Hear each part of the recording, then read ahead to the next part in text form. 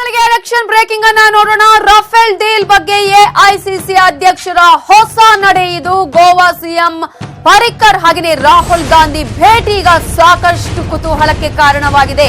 Rafale deal ಬಗ್ಗೆ AICC ಅಧ್ಯಕ್ಷರ ಹೊಸ ನಡೆ ಈಗ ಸಾಕಷ್ಟು ಚರ್ಚೆಗೆ ಕಾರಣ ಆಗಿದೆ. ಗೋವಾ ಸಿಎಂ ಮನೋಹರ್ ಪರಿಕ್ಕರ್ ಹಾಗೆಯೇ ರಾಹುಲ್ ಗಾಂಧಿಯ ಭೇಟಿ ಇವತ್ತು ಅನೇಕ ಕುತೂಹಲಕ್ಕೆ ಕಾರಣ ಆಗಿದೆ. ರಫೇಲ್ ಡೀಲ್ ಬಗ್ಗೆ ಪರಿಕ್ಕರ್ಗೆ ರಾಹುಲ್ ಗಾಂಧಿ ಟಾಂಗ್ ಅನ್ನ ಕೂಡ ಕೊಟ್ಟಿದ್ರು. ಪರಿಕ್ಕರ್ ಅನ್ನ ಉಲ್ಲೇಖಿಸಿ ಟ್ವೀಟ್ ಅನ್ನ ಕೂಡ ಮಾಡಿದ್ರು. ರಫೇಲ್ ಡೀಲ್ ಆಡಿಯೋ ರಿಲೀಸ್ ಆಗಿ 30 ದಿನ ಆಗಿದೆ, ಆದ್ರೂ ಎಫ್ಐಆರ್ ದಾಖಲಾಗಿಲ್ಲ ಅನ್ನುವಂತಹ ಆರೋಪವನ್ನ ರಾಹುಲ್ ಗಾಂಧಿ ಪರಿಕ್ಕರ್ ಮೇಲೆ ಮಾಡಿದ್ರು. ಈ ಒಂದು ಆರೋಪದ ಮರುದಿನವೇ ಉಭಯ ನಾಯಕರು ಕೂಡ ಭೇಟಿ ಮಾಡಿರೋದು, ರಾಹುಲ್ ಗಾಂಧಿ ಮನೋಹರ್ ಪರಿಕ್ಕರ್ ಅವರನ್ನ ಭೇಟಿ ಮಾಡಿರೋದು ಸಾಕಷ್ಟು ಕುತೂಹಲಕ್ಕೆ ಕಾರಣ ಆಗಿದೆ. ಟ್ವೀಟ್ ಬೆನ್ನಲ್ಲೇ ಮನೋಹರ್ ಪರಿಕ್ಕರ್ ಅವರನ್ನ ಭೇಟಿಯಾಗಿದ್ ಯಾಕೆ ರಾಗ ಅನ್ನೋದರ ಜೊತೆಗೆ ರಾಹುಲ್ಗೆ ಪರಿಕ್ಕರ್ ಅವರ ಅನಾರೋಗ್ಯ ಈಗ ನೆನಪಾಯ್ತಾ ಅನ್ನುವಂತಹ ಪ್ರಶ್ನೆಗಳಿಗೆ ಕೂಡ ಕಾರಣವಾಗಿದೆ. ಈಗಾಗಲೇ ರಾಹುಲ್ ಗಾಂಧಿ ಹೇಳುವ ಪ್ರಕಾರ ಇದೊಂದು ಸೌಜನ್ಯಯುತ ಭೇಟಿ ಅನ್ನುವಂತಹ ಮಾತನ್ನ ಹೇಳ್ತಾರೆ. ಹಾಗಾದ್ರೆ ಅನಾರೋಗ್ಯದ ಬಗ್ಗೆ ಈವರೆಗೂ ಗೊತ್ತಿರಲಿಲ್ವಾ ರಾಹುಲ್ ಗಾಂಧಿಗೆ? ರಫೇಲ್ ಡೀಲ್ ಆರೋಪದ ಬಗ್ಗೆ ಈ ಸಂದರ್ಭದಲ್ಲಿ ಚರ್ಚೆಯನ್ನ ನಡೆಸಿದ್ರ ರಾಹುಲ್ ಗಾಂಧಿ ಮನೋಹರ್ ಪರಿಕ್ಕರ್ ಜೊತೆ ಅನ್ನೋದ್ರ ಜೊತೆಗೆ ಗೋವಾ ಸಿಎಂ ಕಚೇರಿಯಲ್ಲಿ ಪರಿಕ್ಕರ್ ಅವರನ್ನ ರಾಹುಲ್ ಗಾಂಧಿ ಭೇಟಿ ಮಾಡಿರೋದು ಸಾಕಷ್ಟು ಅನುಮಾನಗಳಿಗೆ, ಕುತೂಹಲಗಳಿಗೆ ಕಾರಣವಾಗಿದೆ.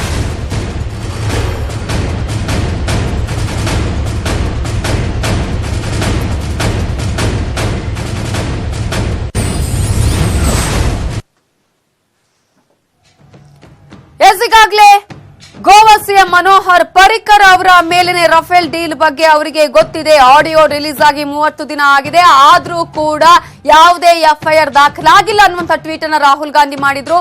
ಆ ಆರೋಪದ ಬೆನ್ನಲ್ಲೇ ಈಗ ಅವರ ಭೇಟಿ ಸಾಕಷ್ಟು ಅನುಮಾನಗಳಿಗೆ ಕಾರಣವಾಗಿದೆ. ಇದರ ಬಗ್ಗೆ ಡೀಟೇಲ್ಸ್ ಕೊಡೋದಕ್ಕೆ ನಮ್ಮ ರಿಪೋರ್ಟರ್ ಧರಣೇಶ್ ಈಗ ನೇರ ಸಂಪರ್ಕದಲ್ಲಿದ್ದಾರೆ. ಧರಣೇಶ್, ನಿನ್ನೆಯಷ್ಟೇ ಟ್ವೀಟ್ ಕೂಡ ಮಾಡಿದ್ರು ರಾಹುಲ್ ಗಾಂಧಿ ಅವರು, ಆಡಿಯೋ ರಿಲೀಸ್ ಆಗಿದೆ, 30 ದಿನ ಆಗಿದೆ, ಒಂದೇ ಒಂದು ಎಫ್ಐಆರ್ ಆಗಿಲ್ಲ ಅಂತ ಟ್ವೀಟ್ ಮಾಡಿ ಸಾಕಷ್ಟು ಟಾಂಗ್ ಅನ್ನ ಕೂಡ ಕೊಟ್ಟಿದ್ರು. ಆದ್ರೆ ಇವತ್ತಿನ ಭೇಟಿ ಯಾವ ರೀತಿಯಾಗಿ ಕಾಣಿಸುತ್ತೆ, ಯಾವ ರೀತಿಯಾಗಿ ಇದನ್ನ ವಿಶ್ಲೇಷಣೆ ಮಾಡಲಾಗ್ತಾ ಇದೆ ಧರಣೇಶ್?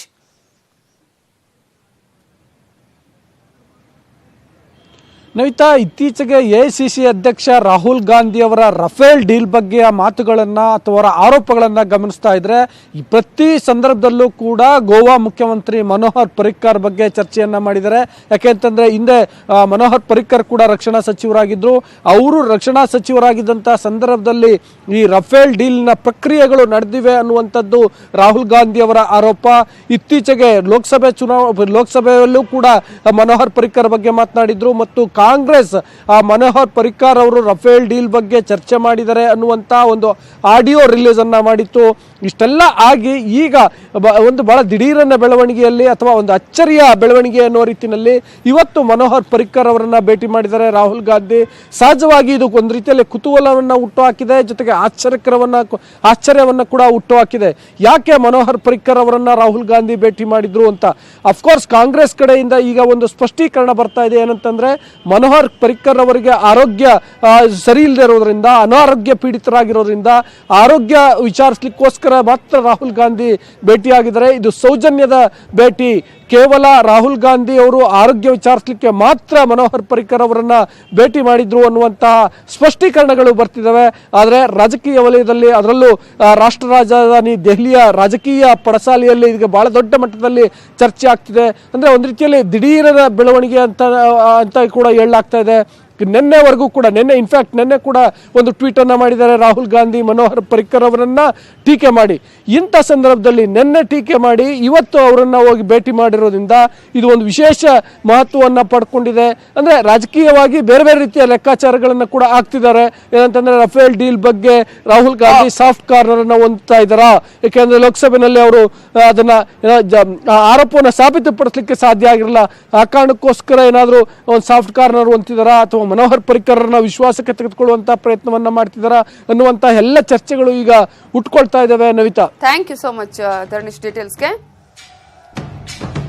ಎಲೆಕ್ಷನ್ ಬಂತರಂದ್ರೆ ರಾಜಕಾರಣಿಗಳು 108 ನಮೂನೆಯ ಕಸರತ್ತು ಮಾಡ್ತಾರೆ. ಪ್ರಧಾನಿ ನರೇಂದ್ರ ಮೋದಿ ಇನ್ನೂ ಕೂಡ ಒಂದು ಹೆಜ್ಜೆ ಮುಂದುವರೆದಲ್ಲಿ ಅವರ ಸ್ಟ್ರಾಟಜಿ ಏನು ಅಂತ ಅಂದಾಜು ಮಾಡೋದೇ ಸಾಕಷ್ಟು ಕಷ್ಟ. ಅಂಥವುಗಳ ಪೈಕಿ ಇತ್ತೀಚೆಗೆ ಮೋದಿ ಏನ್ ಮಾಡಕ್ ಹೊರಟಿದ್ದಾರೆ ಅನ್ನೋದೇ ಈಗಿರುವ ಕುತೂಹಲ. ಲೋಕಸಭಾ ಚುನಾವಣೆಗೆ ಈಗಾಗಲೇ ದಿನಗಣನೆ ಶುರುವಾಗಿದೆ. ಹಾಗಾಗಿ ಎಲ್ಲ ರಾಜಕೀಯ ನಾಯಕರು ಅವರವರದೇ ರೀತಿಯಲ್ಲಿ ಕಸರತ್ತನ್ನು ಆರಂಭಿಸಿದ್ದಾರೆ. ಕಾಂಗ್ರೆಸ್ ರಾಷ್ಟ್ರೀಯ ಅಧ್ಯಕ್ಷ ರಾಹುಲ್ ಗಾಂಧಿ, ಬಿಜೆಪಿ ರಾಷ್ಟ್ರೀಯ ಅಧ್ಯಕ್ಷ ಅಮಿತ್ ಶಾ, ತೃತೀಯ ರಂಗದ ನಾಯಕರು ಮತ್ತು ನ್ಯಾಷನಲ್ ಫ್ರಂಟ್ ನಾಯಕರು ಎಲ್ಲರೂ ಕೂಡ ಅವರವರ ಶಕ್ತಿ ಮತ್ತು ಯುಕ್ತಿ ಅನುಸಾರವಾಗಿ ತಂತ್ರವನ್ನು ರೂಪಿಸ್ತಾ ಇದ್ದಾರೆ. ಇದರ ನಡುವೆ ಪ್ರಧಾನಿ ನರೇಂದ್ರ ಮೋದಿ ಅವರದೇ ರೀತಿಯಲ್ಲಿ ಅಣಿ ಆಗ್ತಿದ್ದಾರೆ. ಬಹಳ ರೀತಿ ವರ್ಕೌಟ್ ಮಾಡ್ತಾ ಇದ್ದಾರೆ ಮೋದಿ. ಅದರಲ್ಲಿ ಇದು ಕೂಡ ಒಂದು. ಕಾಂಗ್ರೆಸ್ ಅಧ್ಯಕ್ಷ ರಾಹುಲ್ ಗಾಂಧಿ, ಬಿಜೆಪಿ ಅಧ್ಯಕ್ಷ ಅಮಿತ್ ಶಾ, ತೃತೀಯ ರಂಗ, ನ್ಯಾಷನಲ್ ಫ್ರಂಟ್ ಮುಖಂಡರು ಎಲ್ಲರೂ ರಣತಂತ್ರ ಹೆಣಿತಿದ್ದಾರೆ. ಈ ನಡುವೆ ಪ್ರಧಾನಿ ಮೋದಿ ಅವರದೇ ರೀತಿಯಲ್ಲಿ ಅಣಿಯಾಗ್ತಿದ್ದಾರೆ. ಆ ಪೈಕಿ ಇದು ಕೂಡ ಒಂದು.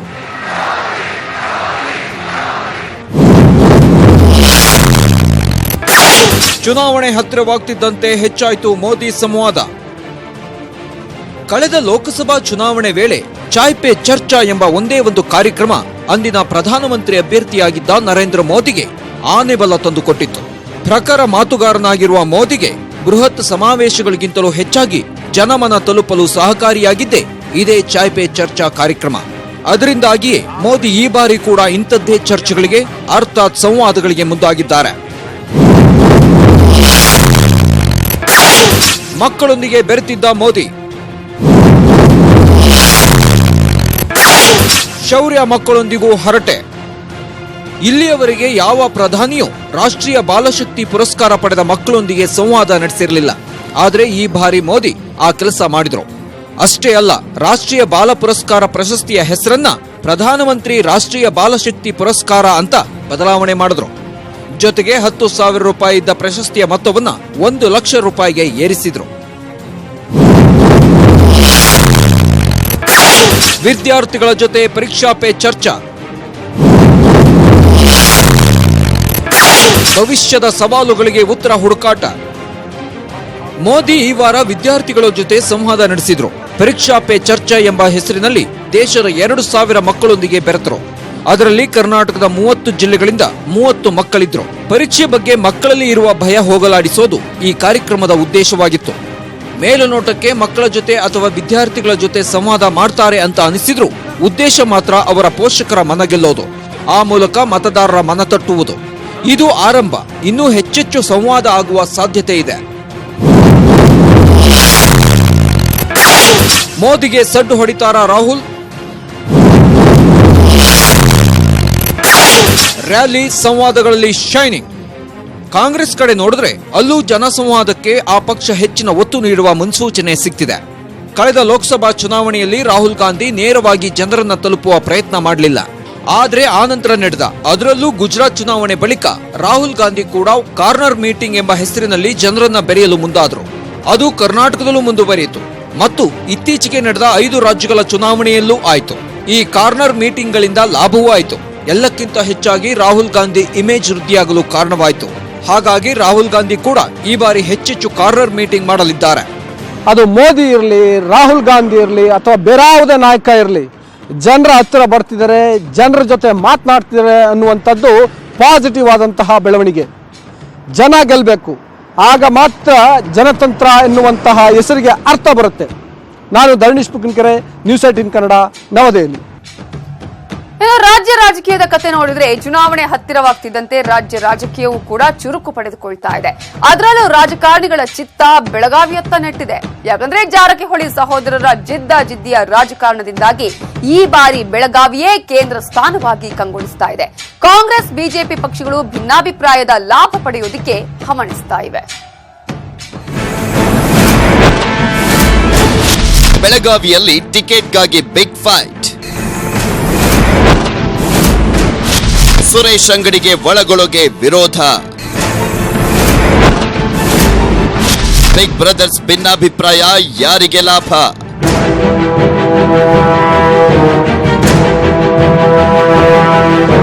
ಬೆಳಗಾವಿ ಲೋಕಸಭಾ ಕ್ಷೇತ್ರದಲ್ಲಿ ಟಿಕೆಟ್ಗಾಗಿ ನಾನಾ ರೀತಿಯ ಲೆಕ್ಕಾಚಾರ ಶುರುವಾಗಿದೆ. 8 ವಿಧಾನಸಭಾ ಕ್ಷೇತ್ರಗಳ ಪೈಕಿ 5ರಲ್ಲಿ ಬಿಜೆಪಿ ಪ್ರಾಬಲ್ಯವಿದೆ. ಬೆಳಗಾವಿ ಉತ್ತರ, ದಕ್ಷಿಣ ಹಾಗೂ ಗ್ರಾಮೀಣ ಕ್ಷೇತ್ರಗಳಲ್ಲಿ ಈಗಲೂ ಬಿಜೆಪಿಯದ್ದೇ ಪಾರುಪತ್ಯ. ಈ ಕ್ಷೇತ್ರಗಳಲ್ಲಿ ಮರಾಠಿ ಭಾಷಿಕರು ಹಿಂದುತ್ವದಿಂದ ವಾಲುತ್ತಿರೋದು ಬಿಜೆಪಿಗೆ ಪ್ಲಸ್ ಪಾಯಿಂಟ್. ಆದರೆ ಹಾಲಿ ಸಂಸದ ಸುರೇಶ್ ಅಂಗಡಿಗೆ ಸ್ವಪಕ್ಷದಲ್ಲೇ ವಿರೋಧವಿದೆ. ಅವರಿಂದ ಏನು ಕೆಲಸ ಆಗ್ತಿಲ್ಲ, ಬಿಜೆಪಿ ಅಭ್ಯರ್ಥಿಯನ್ನ ಬದಲಿಸಬೇಕು ಎಂಬುದು ಕಾರ್ಯಕರ್ತರ ಆಗ್ರಹವಾಗಿದೆ.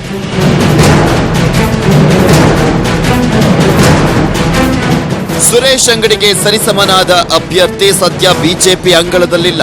ಆದರೆ ಸುರೇಶ್ ಅಂಗಡಿಗೆ ಪೈಪೋಟಿ ನೀಡಲು ನಾಯಕರಿದ್ದಾರೆ. ಬಿಜೆಪಿ ಜಿಲ್ಲಾ ಗ್ರಾಮೀಣ ಜಿಲ್ಲಾಧ್ಯಕ್ಷ ಡಾಕ್ಟರ್ ವಿಶ್ವನಾಥ ಪಾಟೀಲ, ಬಿಜೆಪಿ ಯುವ ಮೋರ್ಚಾ ಉಪಾಧ್ಯಕ್ಷ ಶಂಕರಗೌಡ ಪಾಟೀಲ ಬಿಜೆಪಿಯ ಟಿಕೆಟ್ ಆಕಾಂಕ್ಷಿಗಳು.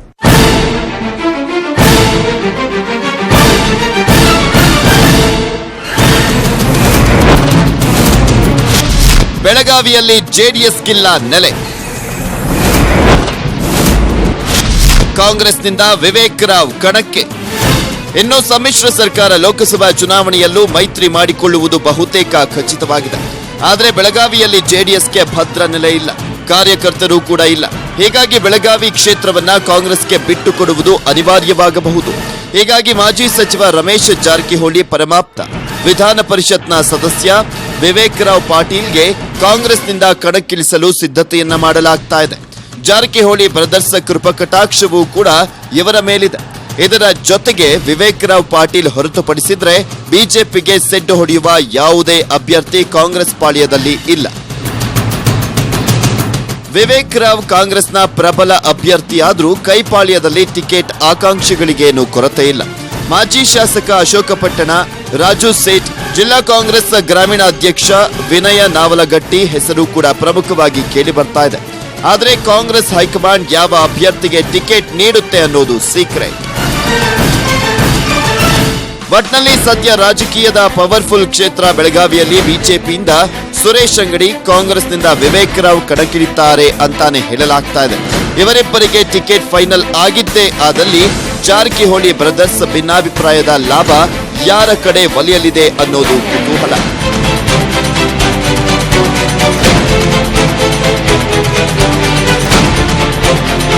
Election bureau, news 18 Kannada. ರಾಷ್ಟ್ರ ರಾಜಕಾರಣ ದಿನೇ ದಿನೇ ರಂಗೇರ್ತಾ ಇದೆ. 2019ರ ಮೆಗಾ ಲೋಕಸಭೆ ಚುನಾವಣೆಗೆ ಕೆಲವೇ ತಿಂಗಳು ಮಾತ್ರ ಬಾಕಿ. ಎಲ್ಲಾ ಪಕ್ಷಗಳು ಲೋಕಸಮರಕ್ಕೆ ಸಿದ್ಧತೆಯಲ್ಲಿ ತೊಡಗಿವೆ. ದೇಶದ ಎಲ್ಲಾ ಪ್ರತಿಪಕ್ಷಗಳ ಬೇಡಿಕೆ ಒಂದೇ, ಅದು ಪ್ರಧಾನಮಂತ್ರಿ ನರೇಂದ್ರ ಮೋದಿ ಅವರನ್ನ ಸೋಲಿಸಬೇಕು, ಬಿಜೆಪಿ ನೇತೃತ್ವದ ಎನ್ಡಿಎ ಸರ್ಕಾರವನ್ನ ಕೆಳಗಿಳಿಸಬೇಕು ಅಂತ. ಸೊ ಹೀಗಾಗಿನೇ ಎಲ್ಲಾ ಪ್ರತಿಪಕ್ಷಗಳು ಕೂಡ ರಣತಂತ್ರವನ್ನ ಹೆಣಿತಾ ಇದೆ. ಇದರ ಮೊದಲ ಸಾಲಲ್ಲಿ ಕುಳಿತುಕೊಂಡಿರೋದು ಅಂದ್ರೆ ಅದು ಕಾಂಗ್ರೆಸ್. ಸೊ ಹೀಗಾಗಿ ಕಾಂಗ್ರೆಸ್ ದಶಕಗಳ ಕಾರ್ಯಕರ್ತರ ಬೇಡಿಕೆ ಆಗಿದ್ದಂತಹ ಪ್ರಿಯಾಂಕಾ ಲಾಹೋ ಆ ಒಂದು ಬೇಡಿಕೆಗೆ ಈಗ ಕಾಂಗ್ರೆಸ್ನ ಥಿಂಕ್ ಟ್ಯಾಂಕ್ ಸಮಿತಿ ಮಣೆಯನ್ನ ಹಾಕಿದೆ.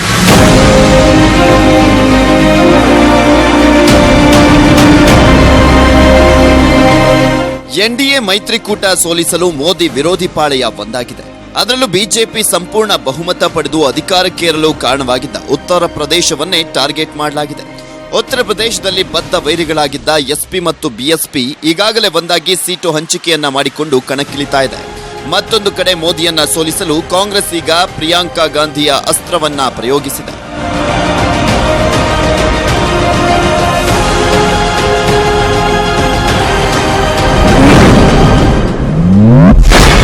ಫೆಬ್ರವರಿ 4ರಿಂದ ಬದಲಾಗುತ್ತಾ ಕಾಂಗ್ರೆಸ್ ನಸೀಬು. ಪ್ರಿಯಾಂಕಾ ಎಂಟ್ರಿಯಿಂದ ಯಾರಿಗೆ ಲಾಭ, ಯಾರಿಗೆ ನಷ್ಟ? ಎಐಸಿಸಿ ಪ್ರಧಾನ ಕಾರ್ಯದರ್ಶಿಯಾಗಿ ಅಖಾಡಕ್ಕಿಳಿತಾ ಇರುವಂತಹ ಪ್ರಿಯಾಂಕಾ ಉತ್ತರ ಪ್ರದೇಶದಲ್ಲಿ ಕಾಂಗ್ರೆಸ್ ಲೆಕ್ಕಾಚಾರವನ್ನ ಬದಲಿಸ್ತಾರಾ? ಇಂತಹದ್ದೊಂದು ದೊಡ್ಡ ಪ್ರಶ್ನೆ ಈಗ ಕಾಡ್ತಾ ಇದೆ. ಪ್ರಿಯಾಂಕಾ ಗಾಂಧಿ ರಾಜಕೀಯ ಎಂಟ್ರಿಯಿಂದ ಬಿಎಸ್ಪಿ ಮತ್ತು ಎಸ್ಪಿ ಮೈತ್ರಿಕೂಟಕ್ಕೆ ಹಿನ್ನಡೆಯಾಗಬಹುದು. ಯಾಕೆಂದ್ರೆ ಇಲ್ಲಿ ಈ ಎರಡೂ ಪಕ್ಷಗಳು ಬಿಜೆಪಿಯನ್ನ ಗುರಿಯಾಗಿಸಿಕೊಂಡು ರಣತಂತ್ರವನ್ನ ರೂಪಿಸಿದ್ವು. ಮೇಲ್ವರ್ಗದ ಮತ ಬ್ಯಾಂಕ್ನಲ್ಲಿ ಸ್ವಲ್ಪ ಮಟ್ಟಿಗೆ ಹಿನ್ನಡೆಯಾಗುವಂತ ಸಾಧ್ಯತೆಯೂ ಕೂಡ ಇದೆ ಅಂತ ಹೇಳಲಾಗ್ತಾ ಇದೆ. ಮುಸ್ಲಿಂ ಮತಗಳನ್ನ ನೆಚ್ಚಿರುವಂತಹ ಸಮಾಜವಾದಿ ಪಕ್ಷ ಮತ್ತು ದಲಿತ ಹಿಂದುಳಿದ ವರ್ಗಗಳ ಮತವನ್ನ ನಂಬಿಕೊಂಡಿರುವಂತಹ ಬಹುಜನ ಸಮಾಜವಾದಿ ಪಕ್ಷಗಳಿಗೆ ಪ್ರಿಯಾಂಕಾ ರಾಜಕೀಯ ಪ್ರವೇಶದಿಂದ ಸಮಸ್ಯೆ ಎದುರಾಗಬಹುದು ಎನ್ನಲಾಗಿದೆ. ಉತ್ತರ ಪ್ರದೇಶದಲ್ಲಿ ಬದಲಾದ ಪರಿಸ್ಥಿತಿಯಲ್ಲಿ ತ್ರಿಕೋನ ಸ್ಪರ್ಧೆಗೆ ಅಖಾಡ ಸಜ್ಜಾಗುತ್ತಿದೆ ಎನ್ನಲಾಗಿದೆ. ಪ್ರಿಯಾಂಕಾ ಎಂಟ್ರಿಯಿಂದ ಏನಾಗಲಿದೆ ಅನ್ನುವ ಪ್ರಶ್ನೆ ಕೂಡ ಎದ್ದಿದೆ.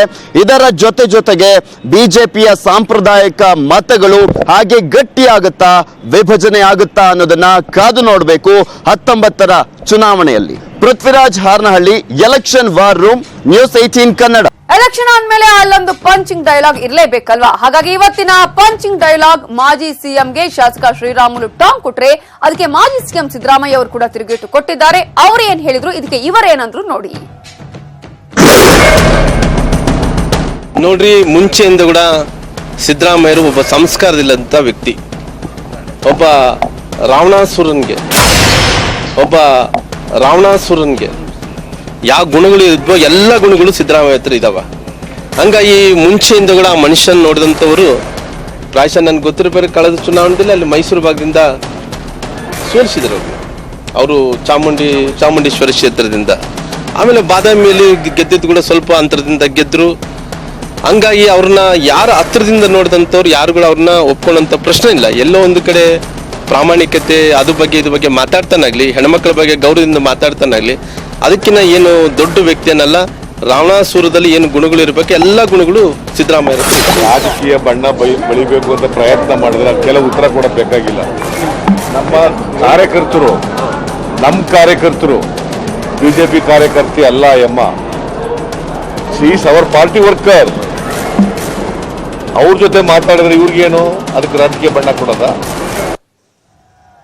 ಇದು ಇವತ್ತಿನ ಮಹಾಭಾರತ 2019. ಈಗ ಹಾಟ್ ನ್ಯೂಸ್ ಪ್ರಸಾರವಾಗುತ್ತೆ, ತಪ್ಪದೆ ನೋಡಿ. ನೋಡ್ತಾ ಇರಿ ನ್ಯೂಸ್ 18 ಕನ್ನಡ. ಜಾಲ ನಮ್ಮದು, ಬಲ ನಿಮ್ಮದು.